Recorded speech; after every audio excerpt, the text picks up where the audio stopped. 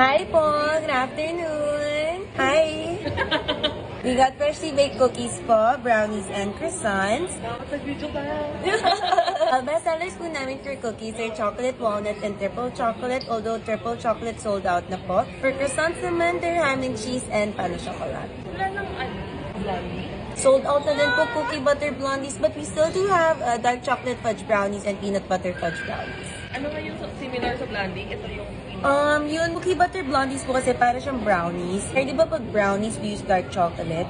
Pag blondies, we use white chocolate. And then meron siyang hint of cinnamon, tapos nilagyan namin ng Biscoff spread sa taas, tapos Biscoff crumbs. So pag mahilig kayo sa Biscoff, cookie butter, yun, okay yan. Pero yun ang pinakamabilis maubos talaga. pinagahan na. Sobrang TikTok famous niya. Kaya nga. Yun pa naman yung dalawang gusto. Although we have other flavors naman, cookie flavors and croissants available. Sige, mag-dark chocolate po kami ng fudge. Alright, anything else for you? Chocolate chip cookie. Ano pa? Meron lang ito. Yung chocolate walnut na ako. Alright po. Anything else pa po, ma'am?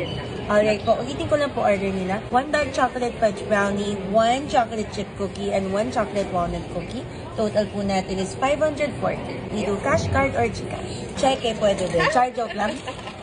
Sorry po, mismo kano po? 540 po. 540. Okay po, I receive po 600 pesos. Change po nila 60. Thank you so much po and enjoy everything.